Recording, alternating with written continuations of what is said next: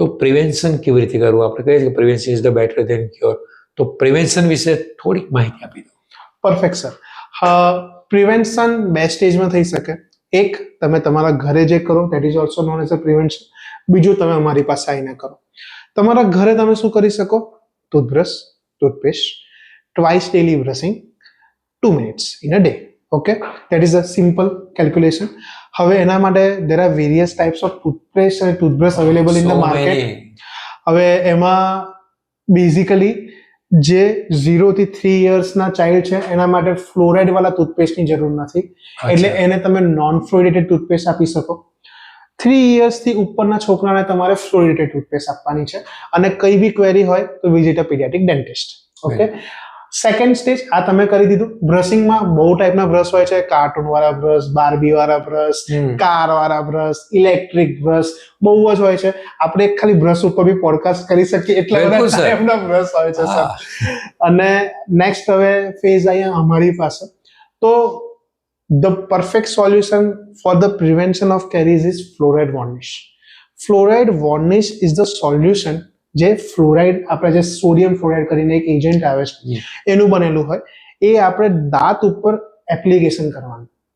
That can be apply for the child patient કે જેને દૂધના દાંત છે. તો એ એપ્લાય કરીએ ને તો દાંતનું સ્ટ્રક્ચર સ્ટ્રોંગ થાય. દાંતનું સ્ટ્રક્ચર સ્ટ્રોંગ થાય એટલે જે સડન થવાના ચાન્સીસ છે એ ઓટોમેટિકલી મિનિમાઇઝ થઈ જાય. એટલે that is the perfect solution for the child patient, બરાબર, જેના દૂધના દાંત છે. હવે આપણે એના કરતા એક સ્ટેજ આગળ આવીએ કે ભાઈ જે છોકરાઓ મિક્સ ડેન્ટિશનમાં છે કે જેના દૂધના દાંત બી છે અને પરમેનન્ટ દાંત બી છે, તો પરમેનન્ટ દાંત 6 વર્ષની એજમાં પહેલો આવવાની શરૂઆત થાય, જે તમારી ડળ હોય. ઘણા બધા પેરેન્ટ્સ એ જે ડળ છે ને એને દૂધના દાંત તરીકે કન્સિડર કરે છે અને એને ઇગ્નોર કરે છે.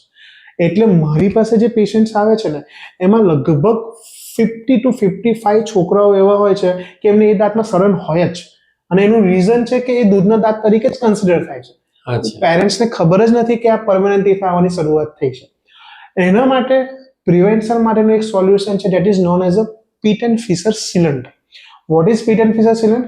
It is just a sealant, એકદમ નાનું લિક્વિડ જેવું ફોર્મ હોય, એને દાંતની ઉપર આપણે લગાવી દેવાનું, એટલે દાંતના એરિયામાંથી સડન થવાના ચાન્સીસ બંધ થઈ જાય.